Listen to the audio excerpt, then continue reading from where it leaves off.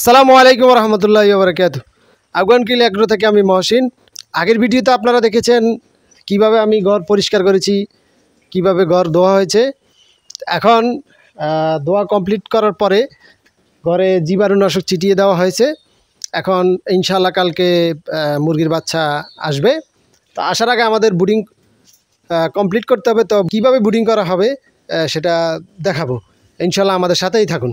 বুডিং কি? বুডিং শব্দটি জার্মান শব্দের বুডার শব্দ থেকে এসেছে, যার অর্থ হলো বাচ্চাকে 1 থেকে 3-4 সপ্তাহ পর্যন্ত বিশেষভাবে লালিত পালিত ও যত্ন করাকে বুডিং বলে। আসলে এই বুডিং নিয়ে আমাদের জল্পনা কল্পনার শেষ নেই। বিশেষ করে যারা নতুন মুরগি পালন করা শুরু করেছেন বা নতুন খামারি, তারা বুডিং সম্পর্কে জানেন না। ফলে রিস্ক না নিয়ে যাদের থেকে বাচ্চা আনেন তাদেরকে বলেন যে ভাই আমাদেরকে 1 মাস থেকে 15 দিন বুডিং করে দেন, তারপর আপনারা বাচ্চা আনেন। কিন্তু আপনি যদি একজন খামারি হতে চান বা একজন দক্ষ খামারি হতে চান, তো আপনাকে বুডিং সম্পর্কে জানতেই হবে। আপনি যদি বুডিং সম্পর্কে না জানেন, আপনি কখনো খামারি হতে পারবেন না। তো প্রথমত আপনি যদি খামারে মুরগি উঠান বা ঘরে যেখানে উঠান না কেন, ওই জায়গাটা আপনাকে ভালোভাবে পানি দিয়ে ধুয়ে ভালোভাবে পরিষ্কার করে এবং চুন প্রয়োগ করে তারপর জীবাণুনাশক দিয়ে পুরো জায়গাটা আপনাকে জীবাণুমুক্ত করতে হবে। তো বুডিং করার জন্য বাজারে অনেক ধরনের বুডারে পাওয়া যায়, গ্যাস বুডার, ইলেকট্রনিক বুডার,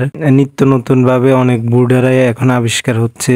তো আমরা যেটা ইউজ করব সেটা হচ্ছে ইলেকট্রনিক বুডার। তো বুডার গুলাকে আমরা দড়ি দিয়ে উপরে ঝুলিয়ে নিচ্ছি। এখন আমরা এখানে 2টা বুডার ইউজ করব, যেহেতু আমাদের মুরগি 1000, তো 500 জন্য একটা করব, আবার 500 জন্য আরেকটা করব।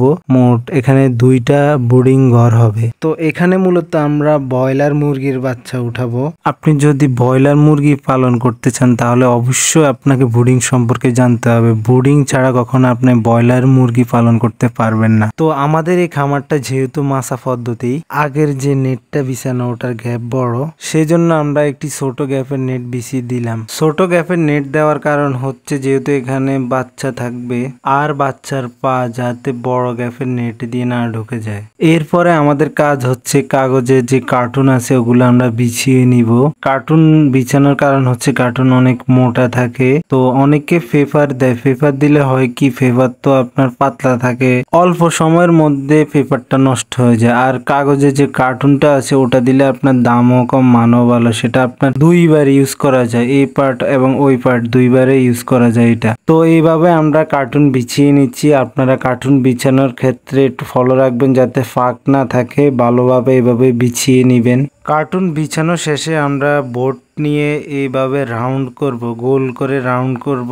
বুডিং ঘর মূলত এইভাবে ভোট দিয়ে আপনার গোল করে করানো হয়। এখানে আমরা 2টা ঘর করব, তাই 2টার জন্য আলাদা আলাদা ভাবে রাউন্ড করে 2টা ঘরে করে নিলাম।